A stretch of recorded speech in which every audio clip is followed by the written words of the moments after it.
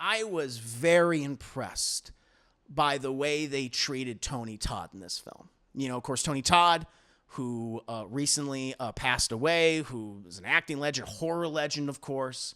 The Candyman, obviously. But, he's been a part of the Final Destination franchise, since the beginning. Featured, obviously, in the first two films quite prominently. The filmmakers and the writers and everyone involved, they give him a great send-off, not just for his character in the film, and they answer a number of questions about him actually in his past, which I actually appreciated. There's a lot of theory surrounding his character. Here they answer them about William Bloodworth, and I thought those were great. But his scene with our principal cast, I think, it's a single scene, but it's a good meaty scene.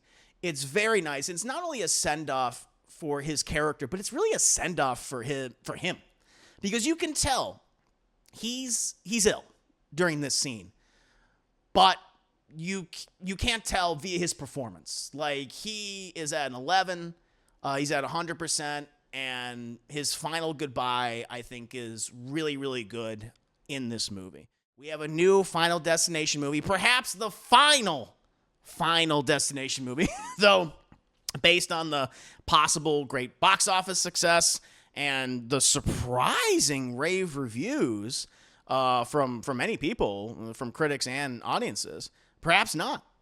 But I'll admit, Bloodlines, Final Destination Bloodlines, it just was not on my radar for films that, for really in general, for 2025, films that I was looking forward to this year in 2025, really because I've just never been too enamored by the Final Destination series. For one, I haven't seen all of the films. I've only actually seen the first two. And the last time I saw those movies were years ago. Around the time of their release, so like 2000, 2001, 2002, 2003, like around that early 2000s, right? I saw the original Final Destination, also coming off of the success of things like, Scream, which had a huge influence, of course, on horror films and TV shows during that time period. So everything looked like Scream, acted like Scream, whether it was a mass killer or literally death itself coming for all these kids, trying to murder all these teenagers. And I thought it was fun. I thought it was okay. And I saw Final Destination 2, and I thought that was okay too. But it didn't enamor me, I think, as much as it did other people. Clearly, it was popular. Clearly, it did very well commercially, and I think critically all right too. And it spawned 5 films, right? And then, of course, most recently 6 with Bloodlines. And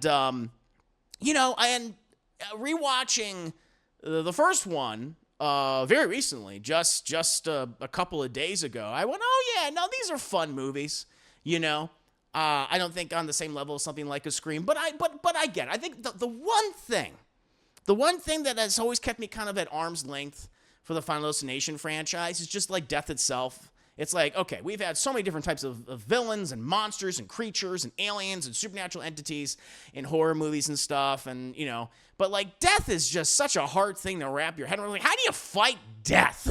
Like, how do you go against it? And the truth is, you just don't. Death does whatever death's gonna do. I know they try to establish in some of these movies, oh no, there's a pattern, there's a way to defeat it. Like, you can skip over it if you save someone. They introduce all these rules. But at the end of the day, Death's like, I don't play by any rules. I'm gonna fuck you up if I want to. Death is a sassy son of a bitch, right?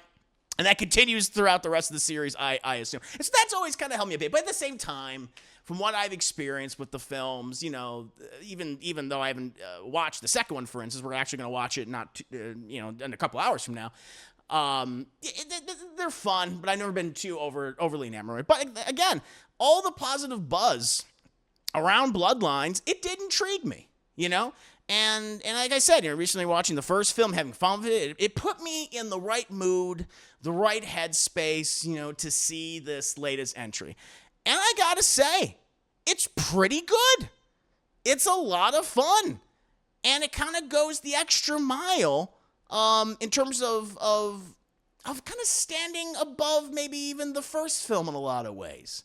I don't know if this is hyperbolic to say, and maybe I have a bit of a recency bias, but after watching the first one, and again, my memories of the second one still rather intact, although I don't remember too much, I I think Bloodlines, honestly, is the best film in the series. I feel in a similar way with this movie that I did with the 10th entry in the Saw franchise from a couple years ago. Saw X, Saw, Wakanda Forever, Saw 10, which, again, I was never, like, a really big Saw fan. Like, I liked the first one.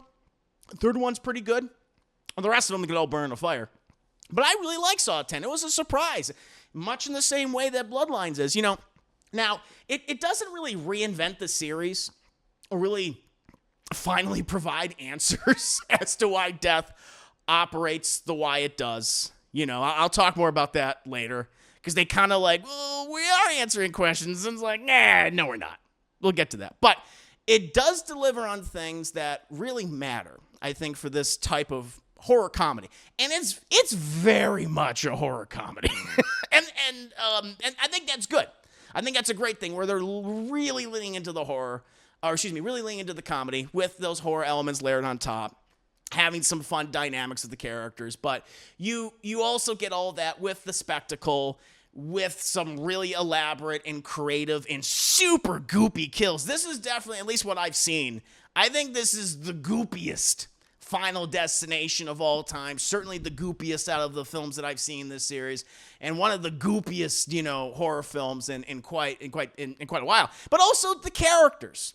That's the thing that I found myself liking the most about this movie, was so much of the principal cast and me enjoying their dynamics and their conversations, their interactions, how they just bounced off each other, their various issues, but just how funny they were. And so when something bad happens to them, and inevitably it does, I actually went, it's too bad.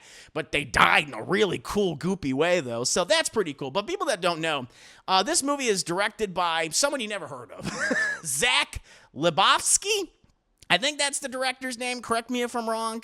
His credits are unusual. It's not, if you look at his filmography, you wouldn't think like, well, this is the obvious guy to do a Final Destination movie, chat. Like, he's probably best known for doing films like Leprechaun Origins, the one that doesn't have Warwick Davis. It was one of those WWE-produced horror films. Ugh.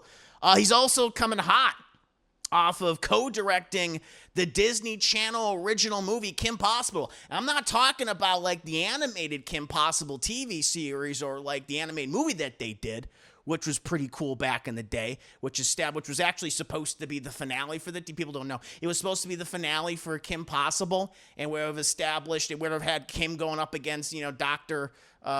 Draken, I forget his name, but fight him, who almost takes over the world, and she also finally expresses her feelings of love for Unstoppable. But that's not what I'm talking about. He did the live-action adaptation of Kim Possible, and based on what I've seen, horrible. And so when I thought like, they got this guy to do it, that's not going to be good, I have to admit, he does a great job, along with the various writers attached to this film. And apparently the movie's also based on an idea and story by John Watts, who's coming off of a number of successes. Obviously, the Spider-Man Home trilogy, Star Wars Skeleton Crew, which I saw a little bit of, but a lot of people really enjoyed that show. So you had just a lot of people that clearly had a passion for this movie, had a lot of great ideas, and all I recognized what people just like about Final Destination. But I feel like they went the extra mile with the characters, because I think, even watching one, it's like, Sawa, he's great. I like him, but the rest of the people in that movie, I'm like, I don't give a fuck about them people. They can all die. It's fine with me. But I actually liked a lot of this cast. You actually like these characters. And they're funny, and they're surprisingly wholesome. Like, the whole concept of the movie, it starts with this college student named Stephanie, played by Caitlin Santa Juana, which I'm unfamiliar with her. I'll speak on her in just a bit. But she's having this recurrent, which she thinks is a nightmare, but is actually a premonition of her grandmother in the 1960s, where her and her husband at the time, they're like going to this restaurant, in this kind of like spire restaurant in the sky, and a horrible accident occurs and everyone dies. Everyone starts dying one by one, and graphic, goopy, bloody, just, explosions everywhere. It's just nasty, right? And she keeps dealing with this, and she asks, many members of her family, like, why this is, and you find out, like, oh, that her grandmother's estranged from the family. Everyone thinks she's crazy because she's so obsessed with death, and she goes to see her, and that's, the rest of the movie plays out like that. And I gotta tell you, the opening of this film, really strong opening. And listen, the Final Destination, at least the films that I've seen, have really strong openings. 1 and 2 in particular, like everything at the airport and the airplane, that's really good. Dated in terms of like how certain things look, but overall, it's a pretty cool concept. And then, of course, Final Destination 2, everything with the log truck, which is perhaps the most, iconic kill. I mean, it's the thing that you constantly see. It's memed. That's when you've entered the pop culture zeitgeist. People meme you in a positive way, But this one does a great job. There's a lot of spectacle in Final Destination. I think this one perhaps has the most. The kills and the lengths at which death does the kills are very elaborate, very graphic, very bloody. He's using every element that he possibly can at his disposal, chat. He's not just using water and fire. He's doing everything he's like the Avatar. It's like, what if Avatar Aang just decided to kill everybody? That's what Death is doing in this movie. And the opening is really, really good. I was very impressed by it. But, as I said, the rest of the cast, I think, does a great job. The lead of Caitlin Santa Juana as Stephanie, she's great. I don't know if I've seen her in anything else before. You know what she reminded me of, funny enough? She reminded me of Mikey Madison. She just has they look almost like they can become like part of the same family or something. It's like, what if Mikey Madison was like, a little thicker, a little curvy, and she had like a butt, a nice butt. And that's her. And I think she just does a great job. She's our lead in this. She's the one that inherits, all the stuff that the grandmother trying to figure out death, trying to figure out the pattern, of course, and trying to keep her family safe, essentially. But of course, they're killed off one by one throughout the entire film in really graphic fashion. But even before many of them are killed off one by one, you do like a lot of them. Like you like her little brother, Charlie. Like, the relationship is a little strained because, various family issues. Like, the mother left when they were young, and, Stephanie's in college, and she comes back, but she hasn't really kept in touch with the family due to, premonitions and visions of death, but also, inheriting the trauma of her family, that generational trauma that's kind of passed down, which is a big part of the film. You like them. One of Stephanie's cousins, who, Final Destination typically has like an asshole character who's just there to be an asshole. Like, in the first one, you had that one guy. It was just like, you have a lot of anger issues, right? And it was just obnoxious. You're like, you can't wait for that schmuck to die. You do have an asshole character in this, but he's like a charming asshole. He's like a really funny asshole, and you do like him throughout the film. Her cousin, Eric, who is really, really funny, played by Richard Harmon, who I don't know if I've seen him anything else before, but he's great. Like, he's kind of like the punk, he's got all tattoos on him and everything like that. If you've seen the trailers, you probably saw, one of the first trailers was just a scene from the movie where he's the guy in the tattoo parlor who gets his nose caught in the thing. It's a really great, elaborate sequence, but he's just great.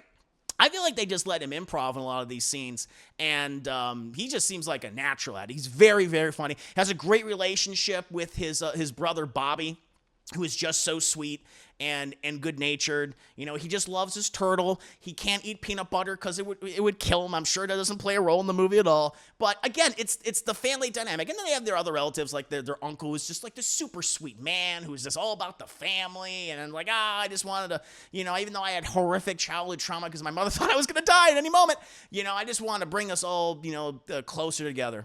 Because if we're all together, nothing bad will happen, right?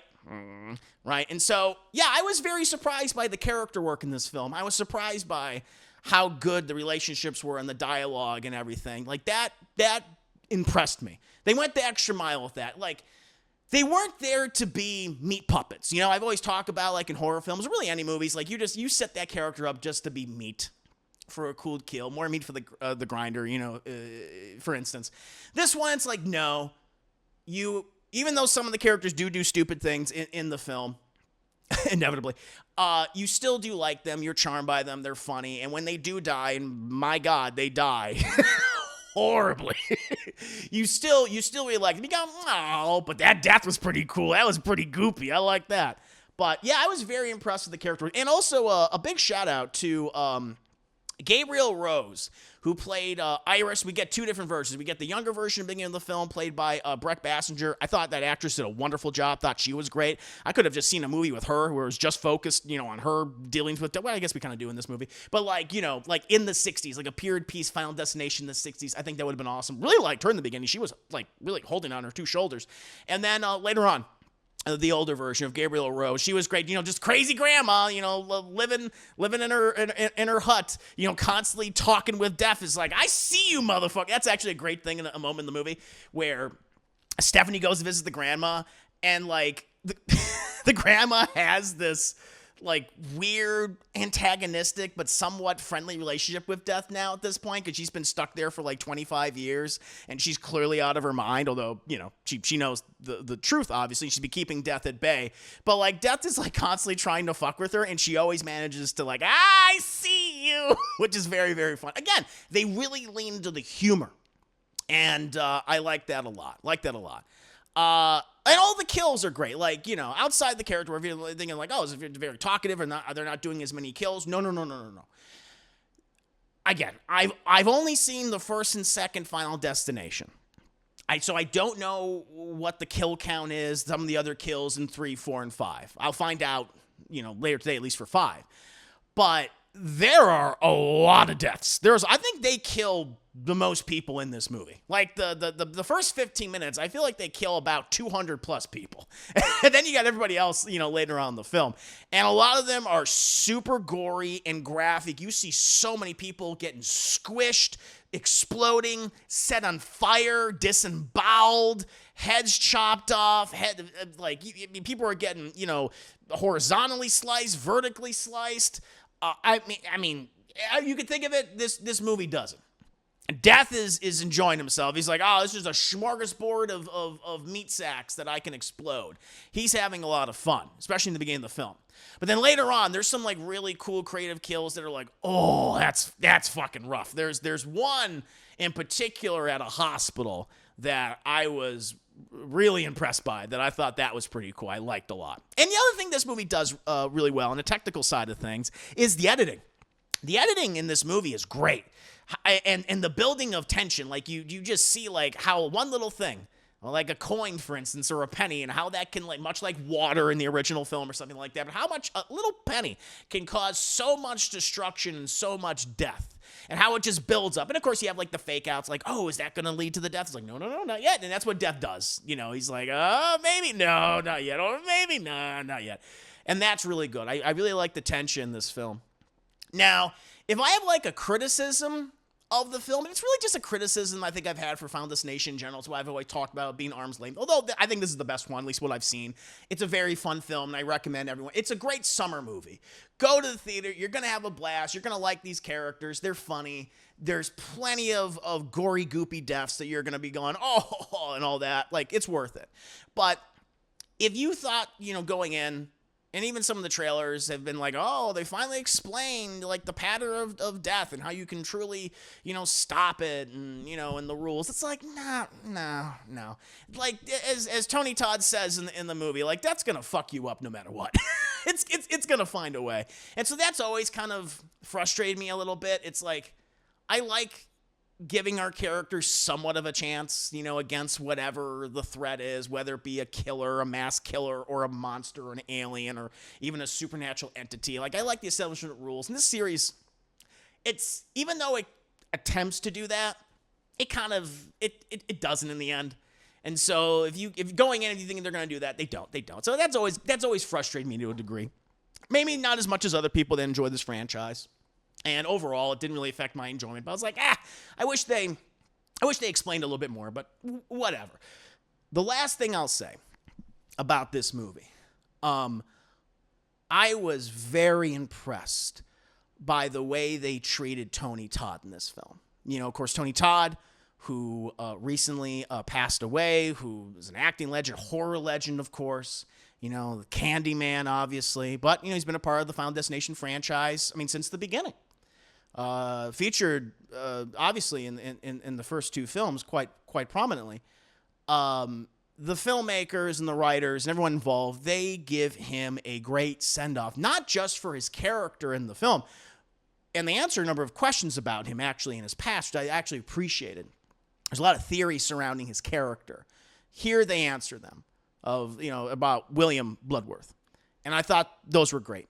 But his scene with our principal cast, I think, it's a single scene, but it's a good meaty scene. It's very nice. It's not only a send-off for his character, but it's really a send-off for him. Because you can tell he's ill during this scene. But you can't tell via his performance. Like, he is at an 11, he's at 100%, and his final goodbye, I think, is really, really good in this movie. And is a wonderful send-off, again, for his character, but just for his entire career. And so I just thought it was super classy on the filmmakers, how they said goodbye to him, his character, and just Tony Todd. And it just made me just think like wow, they really dropped the ball about how they said goodbye to his character in Candyman. Like, Nia DaCosta can learn something from our filmmakers here in this movie. She can learn a lot from Zach Lipovetsky, director of Leprechaun Origins and Kim Possible, the live-action film, how to say goodbye to a horror icon like Tony Todd. So again, hats off to Zach and the crew for doing that for him. I really, really like just how classy and nice that was. But overall, this is a very fun horror film with a lot of comedy, some great kills, some great character work, and of course, as I've been saying, just a really nice, classy, fond farewell to a horror legend like Tony Todd. But what about you guys? Have you seen Final Destination, Bloodlines? What'd you think of it? Did you really like it as much as I did? Were you more mixed on, or did you hate it? You're like, this should be the Final Destination. I don't think it will be. I don't know what direction they're going to go in now, but I guess we'll find out together. We shall see, because I think it's going to do pretty well. It already did very well. Excuse me. Oh, my God. I'm so emotional. I'm sneezing, chat. It already did very well, critically, but I think it's about to make the most in terms of its box office opening weekend than any other past film. So there to see what's going to happen. But let me know. 5 minutes later. With each new sequel, you start to see death as Death's very funny. Death is a sense of humor. Like, they even set up some like emotional beats, and Death's like, nah. He'll just do something really, really shitty. Oh man. Final Destination is fun and helped because Cement Devin Sawa was a Scream King. Yeah, he is. It's a fun movie. It's a good time. Yeah, also, they do mention other events of the Final Destination films. I think, definitely one, and I think a lot of two. So if anyone is curious about the lore of Final Destination, they do mention a lot from those movies. Let's see here. Or at least there's a lot of background stuff. I think one character in particular is mentioned. With each new sequel, you start to see death as 100%. All it's got to do is clear 3 and 4, and we should be in solid territory. That's good. Oh, well, I haven't seen those movies, but yeah, I'm sure. Goopy. Very goopy. The one that they somehow roped Allison Hannigan into. Oh, no, that live-action Kim Possible movie wasn't good, in my opinion. Well, he did better with this. Hey, I'm going to assume that those first 2 movies were just learning assignments for this director so he could go on to do bigger and better things. Actors who worked with Roger. Oh, yeah. I mean, he has other films that he's done, but those are the ones I wanted to mention. Chekhov's Penology. Yeah, man. Meat. They just walked out. There was so much fun. Space Cowboy Tommy liked it. There you go. Good. Death loves edging. Ooh, he loves it. He doesn't want to blow his load all in one go. Although he did blow a lot of his load in the beginning of the movie. There's no doubt. Big Surprise sounds good. It's good. It's good. I was surprised how much I liked it too, but I really dug it.